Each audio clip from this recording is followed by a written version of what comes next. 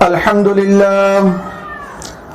لله الذي أبدأ الأفلاك والأرضين والصلاة والسلام على من كان نبيا وآدم بين الماء والطين وعلى آله وأصحابه أجمعين أما بعد. بزرگان محترم اور معزز سامعین کرام، آج میں اپنے اس ویڈیو کے ذریعے ہمارے ان بھائیوں تک ایک پیغام پہنچانا چاہتا ہوں جو یہ سمجھتے ہیں کہ کووڈ-19 یعنی کرونا وائرس کے سلسلے میں WHO کی جانب سے یا ماہر ڈاکٹرز کی جانب سے یا حکومت کی جانب سے جو گائیڈ لائنز جاری کیے جا رہے ہیں، مثلا ماسک کا پہننا، سوشل ڈسٹینس کو قائم رکھنا، فاصلے کا خیال رکھنا، ملنا جلنا کم کرنا، یہ سب چیزیں بیکار ہیں، بیہودہ ہیں، بے ضرورت ہیں. توکل یعنی اللہ پر بھروسے کے خلاف ہیں. اگر کسی کی ذہنیت ایسی ہے اور کوئی بندہ ایسا سوچ رہا ہے اور ان چیزوں کو، احتیاطی تدابیر کو اختیار کرنے کو توکل یعنی اللہ پر بھروسے کے خلاف اگر کوئی سمجھ رہا ہے، تو میں اس بھائی سے عرض کرنا چاہتا ہوں کہ وہ اپنی ذہنیت کو درست کر لے. اس لیے کہ ملک کے بڑے بڑے اکابر شخصیات نے ویڈیوز کے ذریعے ہم تک پیغام پہنچایا ہے. ابھی قریب میں ہمارے ملک کی مشہور و معروف شخصیت حضرت علامہ مولانا خلیل الرحمن سجاد نعمانی مد ظلہ العالی نے بھی اپنے ایک ویڈیو کے ذریعے ہم تک ایک پیغام پہنچایا، جس میں حضرت نے ہم کو یہ حکم دیا. حضرت کے الفاظ یہ ہیں، انہی کے الفاظ میں دہراتا ہوں. 3 باتیں حضرت کی میں آپ کے سامنے پیش کروں گا. پہلی بات حضرت نے فرمایا، یہ بالکل سچی اور پکی بات ہے، اس میں کوئی شک و شبہ نہیں ہے کہ یہ کرونا وائرس بہت ہی خطرناک ہے. دوسری بات حضرت نے فرمائی، اور یہ بھی صحیح ہے، اس سے بچنے کے لیے ملنا جلنا کم کیا جائے، فاصلے کا خیال رکھا جائے، اور خاص طور پر ماسک کا اہتمام کیا جائے. تیسری بات حضرت نے فرمائی، ان چیزوں کو یعنی ماسک کے پہننے کو، سوشل ڈسٹینس کے قائم کرنے کو، ملنے جلنے سے اجتناب کرنے کو، اور بقیہ کووڈ کے احتیاطی تدابیر اختیار کرنے کو دین کے یا اسلام کے یا شریعت کے خلاف نہ سمجھا جائے. بزرگان محترم، ایسی بزرگ ہستیاں ہمیں سمجھا رہی ہیں. اگر ہم اب بھی توکل کے نام پر، اللہ پر بھروسے کے نام پر بے احتیاطی اختیار کرتے چلے جائیں، احتیاط کو چھوڑتے چلے جائیں، بے ترتیبی پر عمل کرتے جائیں، تو میں تو سمجھتا ہوں یہ توکل نہیں ہوگا، بلکہ یہ ہماری نادانی اور ہماری ناسمجھی ہوگی. ہمیں چاہیے کہ ہم اسلام کے مزاج کو سمجھنے والے بن جائیں. اسلام کا مزاج کیا ہے؟ اسلام ہم سے کیا تقاضا کرتا ہے؟ ان حالات میں ہم یہ جاننے والے بن جائیں. میں آپ کو بتاتا ہوں اسلام کا مزاج یہ ہے. اسلام ایک طرف ہمیں یہ حکم دیتا ہے کہ ایک مومن کا یقین، ایک مومن کا اعتقاد اور ایک مومن کا بھروسہ یہ ہونا چاہیے کہ کائنات کا ذرہ ذرہ اللہ کی ملکیت میں ہے، کائنات کے ذرے ذرے پر اسی کی شہنشاہیت چلتی ہے، اور وہ جب چاہے جو چاہے وہ ہو کر رہتا ہے اس کائنات میں. اسلام ایک طرف ہمیں یہ حکم دیتا ہے کہ ہم اپنے اعتقاد کو، اپنے یقین کو اس طور پر بنا لیں۔ لیکن بزرگان محترم، جو اسلام ہمیں اس اعتقاد کو قائم کرنے کا حکم دیتا ہے، وہی اسلام ہمیں دوسری طرف اسباب کے اختیار کرنے کا حکم دیتا ہے۔ یہ دنیا دار الاسباب ہے۔ اس دنیا میں اللہ کی مدد ضرور آتی ہے اپنے بندوں کے ساتھ، لیکن کسی نہ کسی سبب کے تحت آتی ہے۔ ڈائریکٹ مدد کا آنا ایک ناممکن تو نہیں ہے، اللہ کے بہت خاص بندوں کے ساتھ یہ ہوتا ہے، لیکن اصول اور ضابطہ یہ ہے، اگر کسی کو کوئی بیماری ہے، اسے شفا چاہیے، شفا اللہ سے مانگے، لیکن ڈاکٹر کے پاس بھی جانا ضروری ہے، دوائی لینا بھی ضروری ہے۔ اللہ اس دوائی میں شفا ڈالیں گے، اللہ اس ڈاکٹر کے وسیلے سے آپ کو شفا دیں گے۔ میں سمجھتا ہوں کہ اسلام نے یہ جو ترتیب رکھی ہے، یہ اس لیے رکھی ہے کہ قرآن کریم میں اللہ تبارک و تعالیٰ نے متقیوں کے جو صفات بیان کیے، ہم سورہ بقرہ کھولتے ہیں، تلاوت کرتے ہیں، الف لام میم ذالک الکتاب لا ریب فیہ ھدی للمتقین، کہ یہ کتاب ایسی کتاب ہے جس میں شک و شبہ کی کوئی گنجائش نہیں ہے، اور یہ ہدایت ہے متقیوں کے لیے۔ متقی کون ہے؟ تو اللہ نے متقیوں کی پہلی صفت جو بیان کی وہ یوں بیان کی، الذین یؤمنون بالغیب۔ متقی وہ حضرات ہیں جو غیب پر ایمان لاتے ہیں، جو اللہ کو بن دیکھے مانتے ہیں، جو آخرت کو بن دیکھے مانتے ہیں، جو جنت و دوزخ کو بن دیکھے مانتے ہیں۔ تو ایک مومن کا اصل کمال یہ ہے کہ وہ بن دیکھے مانے۔ اگر اللہ اس دار الاسباب میں اسباب کے بغیر ہر ایک کے ساتھ اپنی نصرت کا اظہار کرنے لگے، یہ میرا خیال ہے، میری آپ اصلاح کر سکتے ہیں، میں یہ سمجھتا ہوں اگر اللہ اپنی تائید اور اپنی نصرت ہر بندے کے ساتھ اسباب کے بغیر کرنے لگے، کہ کوئی بندہ آسمان کی طرف دیکھ لیا، کھانا مانگ لیا، بنی اسرائیل کی طرح اس پر جنت سے دسترخوان آ اترا، کوئی بندہ شفا مانگ لی، فوراً شفا کا پروانہ آسمان سے آ گیا۔ اس طرح اسباب کے بغیر اگر مدد آسمانوں سے ہر ایک کے ساتھ نازل ہونے لگی تو پھر میں سمجھتا ہوں کہ غیب نہیں رہے گا۔ حالانکہ کمال تو یہ ہے کہ مومن غیب پر ایمان لے آئے۔ دکھنے میں تو ایسا لگتا ہے کہ شفا دوا سے ہو رہی ہے، لیکن یقین ہو کہ اللہ شفا دے رہے ہیں۔ تو میں عرض کر رہا تھا کہ اس دنیا میں اگر ہمیں رہنا ہے تو ہمیں یہاں پر اسباب کو اختیار کرنا پڑے گا۔ اللہ کی مدد آئے گی ضرور، ہر ایک کے ساتھ آئے گی، لیکن جو بندہ جو اسباب اختیار کرے گا اس کو وہی نتیجے ملیں گے۔ اگر صحت کے اسباب کوئی بندہ اختیار کرتا ہے تو پھر اللہ کی جانب سے صحت کے فیصلے اس کے لیے آئیں گے۔ اگر کوئی بے ترتیبی کرتا ہے، صحت کے خلاف اسباب اختیار کرتا ہے، تو پھر اس بندے کے حق میں وہی فیصلے آئیں گے جو اسباب اس نے اختیار کیے تھے۔ ایک مثال آپ کو سمجھاتا ہوں۔ اللہ قادر مطلق ہے، وہ چاہے تو بغیر ماں باپ کے بھی بچہ پیدا کر سکتا ہے۔ حضرت آدم علیہ نبینا علیہ السلام کو اللہ نے ماں باپ کے بغیر پیدا کیا۔ اللہ جب پیدا کرنے پر آتا ہے تو باپ کے بغیر حضرت عیسیٰ کو پیدا کر کے دکھایا، لیکن اصول و ضابطہ یہی ہے، اگر بچہ چاہیے تو شادی کرنا پڑے گا، وظیفہ زوجیت کو پورا کرنا پڑے گا، تب جا کر آپ کو بچہ ہوگا۔ کوئی بندہ صرف دعا کرتا رہے، اللہ مجھے بچہ دے، اللہ مجھے بچہ دے، اللہ مجھے بچہ دے، تو بچہ کہاں سے آئے گا؟ کیا آسمان پر سے اتر کے آئے گا یا زمین پھاڑ کر اوپر آئے گا؟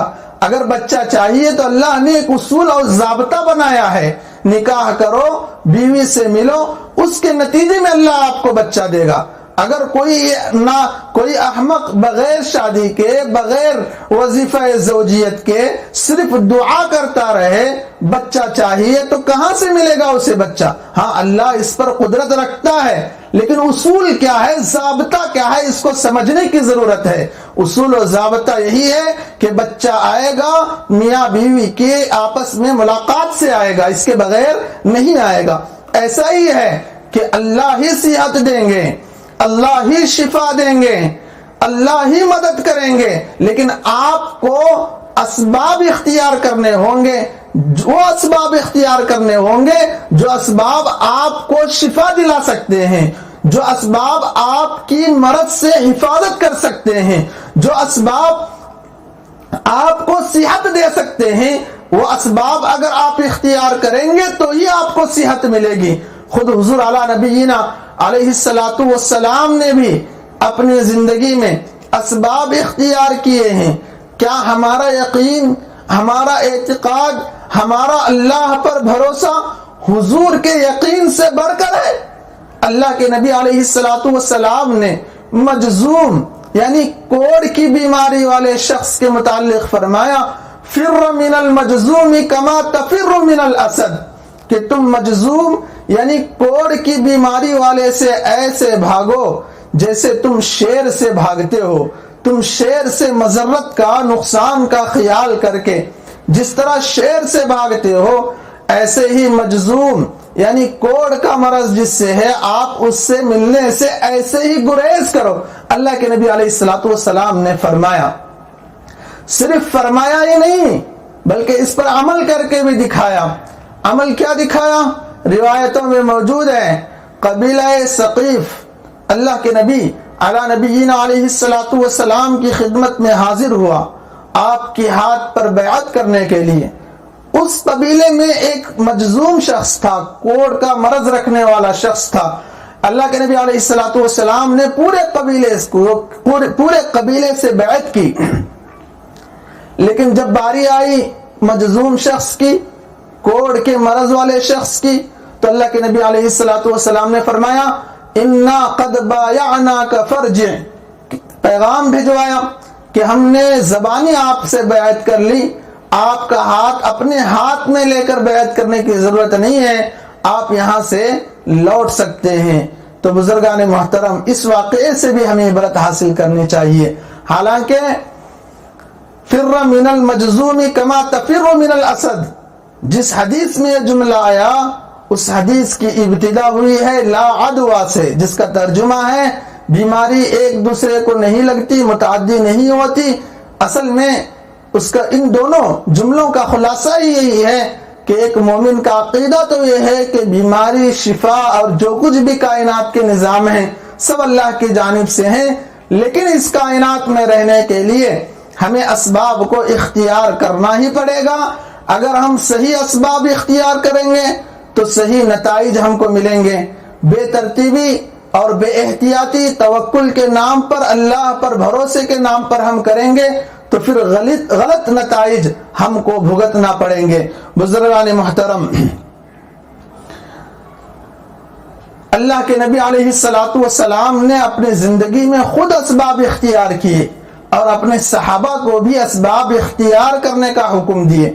روایتوں میں واقعہ ملتا ہے، ایک صحابی اللہ کے نبی علیہ الصلوۃ والسلام کی خدمت میں حاضر ہوئے۔ انہوں نے اپنے اونٹ کی رسی کو کھونٹے سے نہیں باندھا، باندھے بغیر اللہ کے نبی علیہ الصلوۃ والسلام کی خدمت میں حاضر ہوئے۔ اللہ کے نبی علیہ الصلوۃ والسلام کو اس کا علم ہوا، دریافت فرمایا آپ نے ایسا کیوں کیا؟ تو صحابی نے کہا کہ مجھے اللہ پر توکل ہے، اللہ پر بھروسہ ہے کہ میرا اونٹ کہیں نہیں جائے گا۔ اللہ کے نبی علیہ الصلوۃ والسلام نے فرمایا توکل کا ایک صحیح طریقہ نہیں ہے، توکل اور اللہ کی ذات پر بھروسہ کا صحیح طریقہ یہ ہے کہ آپ اپنے اونٹ کی رسی کو کھونٹے سے باندھو پھر اللہ پر بھروسہ کرو، یہ توکل کا صحیح طریقہ ہے۔ اگر آج کے زمانے میں ہم دیکھیں، کووڈ کے زمانے میں، تو توکل کا صحیح طریقہ یہ ہے کہ WHO کی جانب سے، ماہر ڈاکٹرز کی جانب سے جو احتیاطی تدابیر اختیار کرنے کو کہے جا رہے ہیں، ہم ان احتیاطی تدابیر کو اختیار کریں، پھر ہم اللہ کی ذات سے امید لگائیں، اس سے مدد طلب کریں، بزرگان محترم اللہ کی مدد ضرور آئے گی۔ ہمارے استاذ محترم دوران درس ہمیں ایک لطیفہ سنایا کرتے تھے، اس لطیفے کو آپ کی خدمت میں پیش کرتا ہوں کہ اس دنیا میں رہتے ہوئے اسباب کو اختیار کرنا کتنا ضروری ہے۔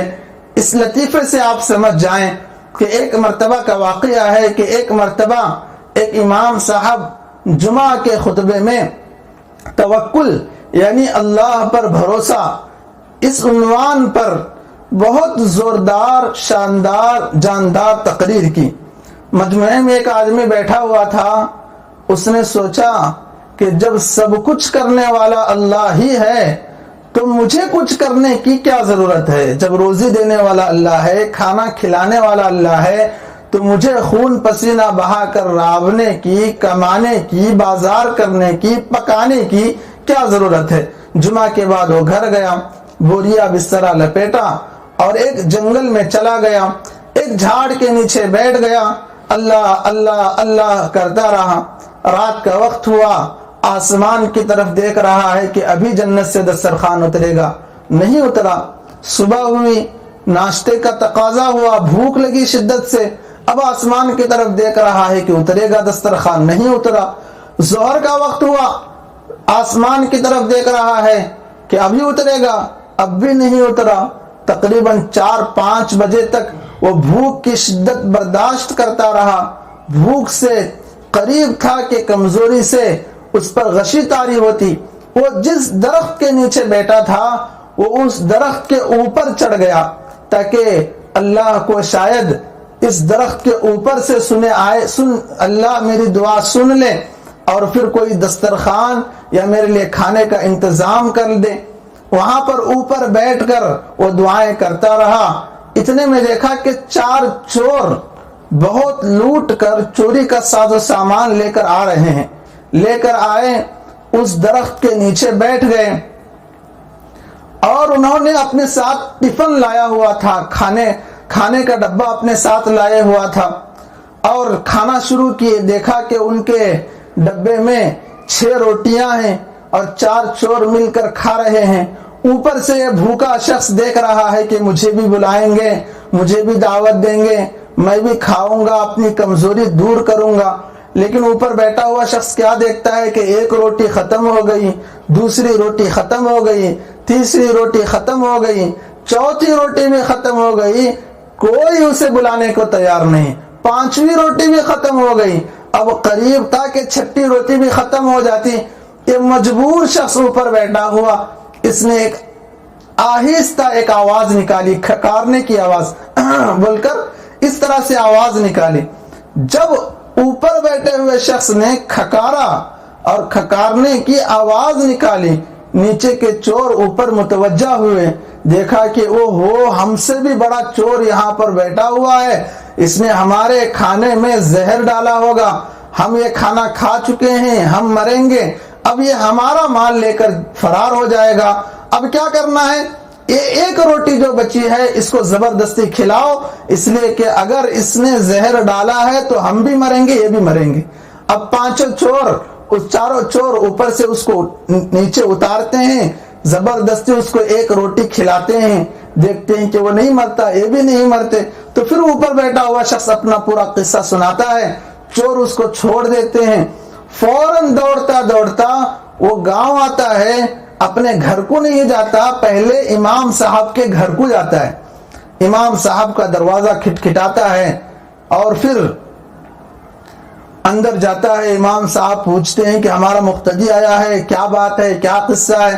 تو وہ کہتا ہے مولانا آپ نے جو خطبہ دیا، جو بیان کیا جمعے میں، بہت جاندار آپ کی تقریر تھی، بہت شاندار آپ کی تقریر تھی، میں بہت زیادہ ہی میں اس کا احساس قبول کر لیا، اس کا اثر قبول کر لیا، لیکن آپ سے ایک گزارش ہے کہ آپ سیکنڈ بار اگر آپ توکل کے عنوان پر کبھی بیان کرنے لگو تو یہ جملہ بھی تھوڑا ایڈ کر لینا اپنے بیان کے ساتھ کہ اللہ آپ کو روزی دے گا ضرور، لیکن کم سے کم آپ کو کھکارنا پڑے گا، بول کر کھکارنا پڑے گا۔ امام صاحب اگر میں درخت پر بیٹھ کر نہ کھکارتا تو میں زندہ واپس نہیں آتا، بھوک کی شدت سے وہیں مر جاتا اور میرا جنازہ آج گاؤں کو آ چکا ہوتا۔ ضرور اللہ روزی دیتا ہے لیکن کم سے کم بندے کو کھکارنا پڑتا ہے۔ تو بزرگان محترم میں ایک لطیفہ تھا جو دوران درس ہمارے استاد محترم ہمیں سنایا کرتے تھے، تو میں عرض یہ کر رہا تھا کہ صرف دعا سے کام نہیں چلتا، بلکہ اس دنیا میں اللہ نے اس دنیا کو دار الاسباب بنایا ہے۔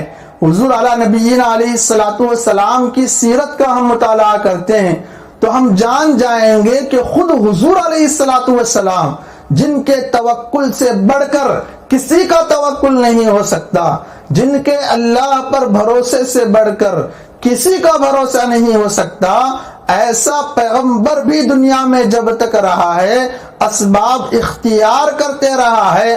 آپ جنگ خندق کا واقعہ کتابوں میں پڑھ لیجئے، سورۃ الاحزاب پوری ایک سورت اللہ تبارک و تعالی نے قرآن مجید میں نازل فرمائی۔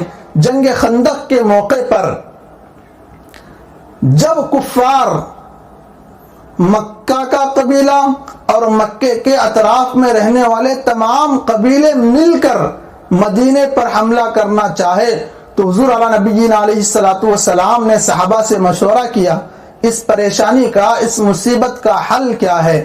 بہت سارے صحابہ نے بہت سارے مشورے دیے، لیکن عربوں نے ایسی جنگ نہیں دیکھی تھی کہ ایک ساتھ اتنے قبیلے کسی ایک قبیلے پر، کسی ایک جماعت پر حملہ کر رہا ہو۔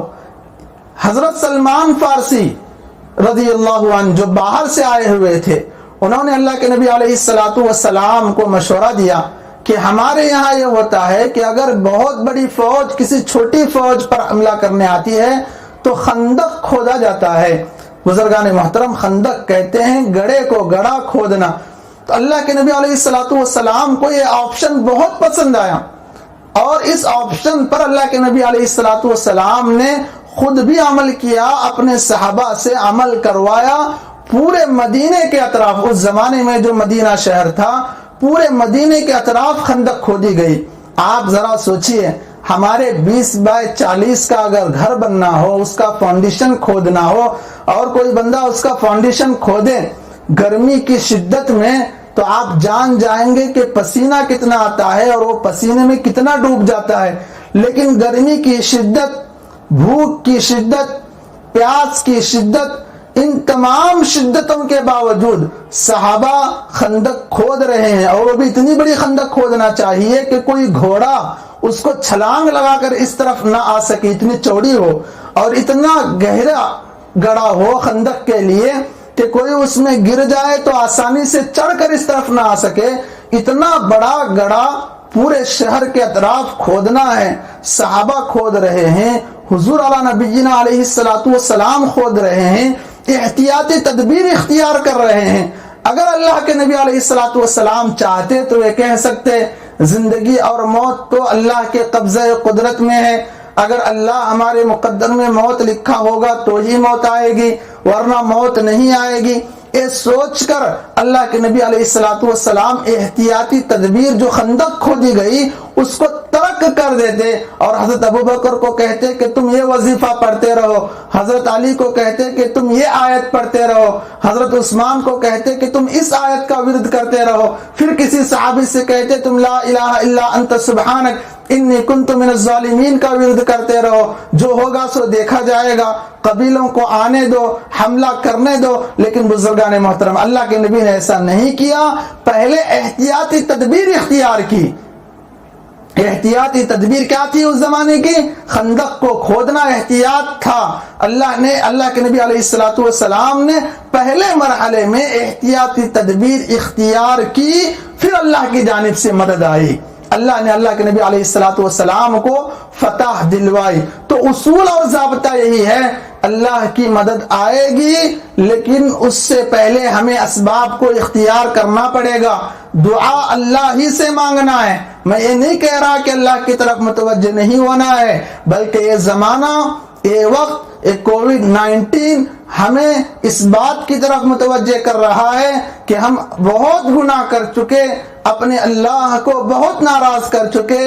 یہ زمانہ ہی تو اللہ کو منانے کا زمانہ ہے، اللہ کی طرف متوجہ ہونے کا، اللہ کے دربار میں گڑ گڑانے کا زمانہ ہے۔ لیکن سب سے پہلے احتیاطی تدابیر کو اختیار کریں، اسباب کو اختیار کریں، ماسک کا اہتمام کریں، سوشل ڈسٹنس کا اہتمام کریں، بے ضرورت باہر نکلنے سے اجتناب کرے، آپس میں ملنے جلنے سے اجتناب کرے، پھر اللہ سے دعا کرے میرے لیے بھی، اپنے لیے بھی، اپنے گھر والوں کے لیے بھی، اپنی ریاست کے لیے بھی، اپنے ملک کے لیے بھی، اور پوری کائنات کے لیے بھی، کہ اللہ نے جو یہ ابتلا اور جو آزمائش اور ایک کووڈ-19 کی شکل میں جو بلا ہم پر مصیبت آ پڑی ہے، اللہ اس سے پورے عالم کی حفاظت فرمائے۔